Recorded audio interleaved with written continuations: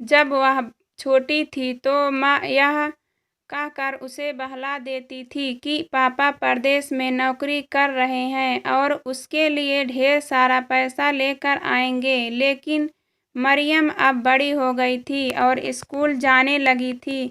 एक बार मरियम ने माँ से कहा, मम्मी तो पापा खुद आते हैं, न ही कभी उनका फ़ोन आता है, क्यों वे हमसे नाराज़ हैं? मरियम के इस सवाल पर फिर सौद कहती है, नहीं बेटी, तुम्हारे पापा तो दुनिया में सबसे अच्छे पापा हैं।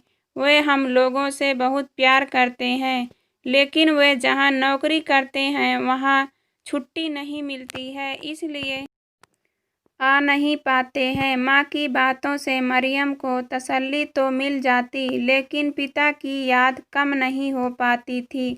समय हवा के झोंकों की तरह बीतता रहा। मरियम अब 5वीं जमात की एक समझदार बच्ची बन चुकी थी। एक दिन स्कूल की छुट्टी के समय मरियम ने देखा कि उस के स्कूल की छात्रा सुमन ने दौड़कर अपने पापा के गले से लिपटकर कहा कि आज हम पहले आइसक्रीम खाएंगे, उसके बाद घर जाएंगे। यह देखकर मरियम को अपने पापा की याद बहुत आई।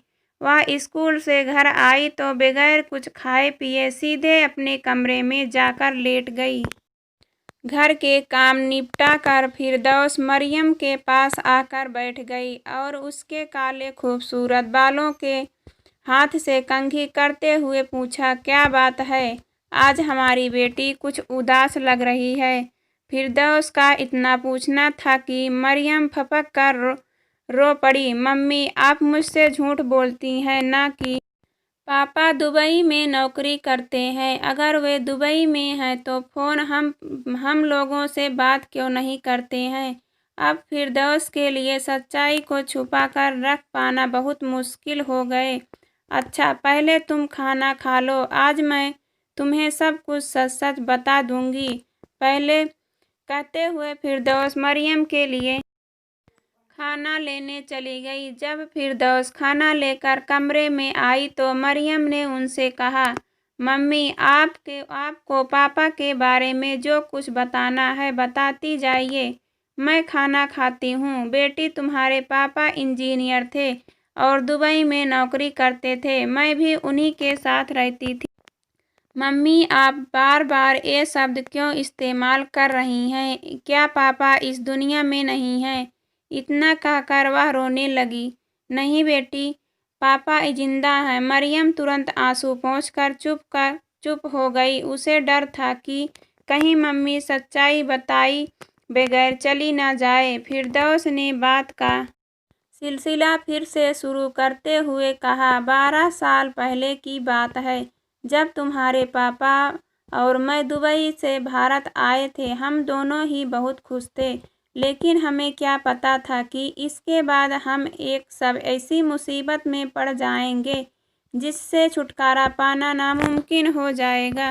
शहर में दंगा हो गया। हिंदू और मुसलमान एक दूसरे के खून के प्यासे हो गए थे। जैसे तैसे करके जब फसाद थोड़ा थमा तो हम दुबई जाने के लिए तैयार हो गए।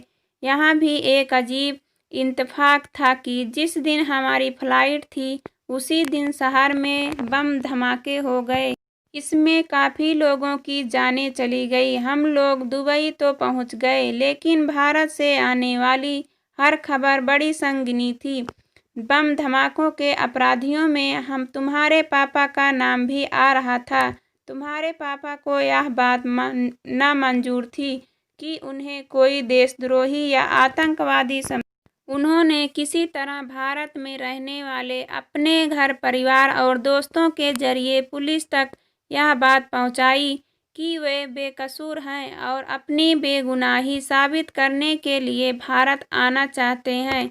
कुछ दिनों के बाद तुम्हारे पापा भारत आ गए। फिर वही हुआ जिसका डर था। पुलिस ने हाथ आए तुम्हारे बेगुनाह मासूम पापा को उन बम धमाकों का मास्टरमाइंड बनाकर जेल की सलाखों के पीछे डाल दिया।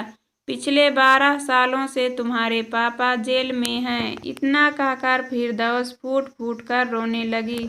मरियम ने किसी संजीदा शख्स की तरह पूछा, क्या मैं अपने पापा से मिल सकती हूँ? हाँ बेटी, जरूर मिल सकती हो, फिरदौस ने जवाब दिया। मैं हर रविवार को तुम्हारे पापा से मिलने जेल जाती हूँ। अब तुम भी मेरे साथ चल सकती हो। 12 साल की बेटी जब सामने आई तो शहजाद ने अपना चेहरा छिपा लिया। अपनी बेटी के सामने वे एक अपराधी की तरह जेल की सलाखों के पीछे। हाँ बेटी, जरूर मिल सकती हैं, फिरदौस ने जवाब दिया। मैं हर रविवार को तुम्हारे पापा से मिलने जेल जाती हूँ। अब तुम भी मेरे साथ चल सकती हो। 12 साल की बेटी जब सामने आई तो शहजाद ने अपना चेहरा छिपा लिया। अपनी बेटी के सामने वो एक अपराधी की तरह जेल की सलाखों के पीछे खड़े होकर जमीन में धंसे जा रहे थे। पापा, क्या आप सचमुच अपराधी हैं? मरियम के इस सवाल पर शहजाद घबरा गए। बेटी, तुम्हारे पापा बेकसूर हैं। उन्होंने कोई जुर्म नहीं किया है। बस हालात ने जेल की सलाखों के पीछे ला कर खड़ा कर दिया है। इतना कहकर शहजाद बेटी की तरफ देखने लगा। पापा, आप निश्चित हो जाइए। चाहे सारी दुनिया आपको अपराधी समझे, पर बेटी की नज़र में आप एक ईमानदार नागरिक और देशभक्त रहेंगे।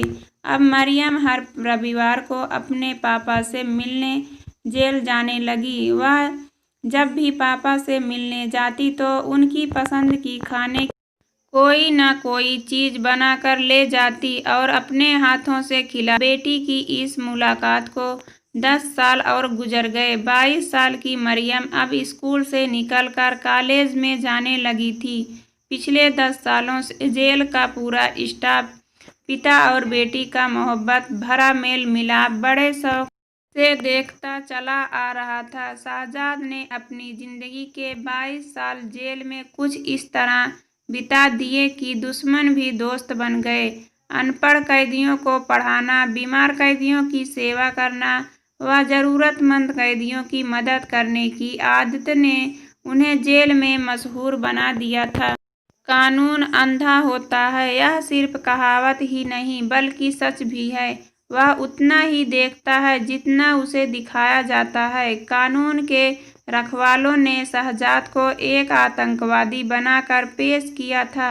उनके खिलाफ जो ताना बाना बुना गया वह इतना मजबूत था कि इस अपराध से छुटकारा पाना उनके लिए नामुमकिन हो गया। वैसे भी जिस पर आतंकवाद का ढप्पा लग जाए फिर उसकी सुनीता कौन है? शहजाद के साथ मुल्क में नामी गिरामी वकील थे, लेकिन सब मिलकर भी उन्हें बेगुनाह साबित करने में नाकाम रहे। निचली अदालतों से लेकर सुप्रीम कोर्ट तक ने मौत की सजा को बरकरार रखा। मरियम और फिरदौस की दया की अपील को राष्ट्रपति महोदय ने भी ठुकरा दिया। फांसी की तारीख तय हो गई। सुबह 4 बजे शहजाद को फांसी दी जाती थी। मरियम और फिरदौस के साथ जेल के कैदी भी उदास थे। फिरदौस और मरियम आखिरी दीदार के लिए शहजाद की कोठरी में भेजे गए। बेटी और बीवी को देख शहजाद की आंखों में वीरानी और बढ़ गई। मरियम ने पापा की हालत देखकर कहा, पापा, आपकी मौत का हम लोग जश्न मनाएंगे। लीजिए, आखिरी बार बेटी के हाथों की बनी खीर खा लीजिए। शहजाद एक फीकी मुस्कुराहट के साथ करीब आए तो मरियम ने अपने हाथों से उन्हें खीर खिलाई। 2 चम्मच खीर खाने के बाद ही शहजाद का चेहरा जर्द पड़ने लगा।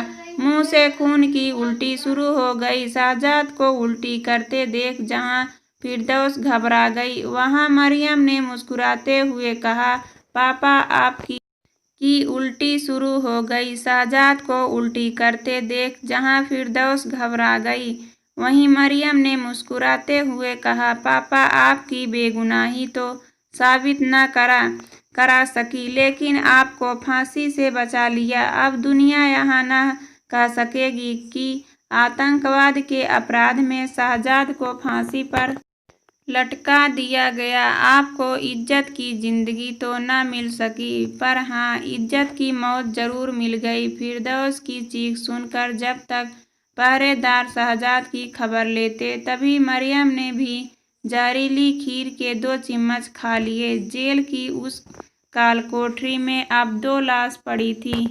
एक को अदालत ने आतंकवादी होने की उपाधि दी थी, तो दूसरी को समाज ने आतंकवादी की बेटी करार दिया था। दोनों ही समाज और दुनिया से अब आज़ाद हो चुके थे।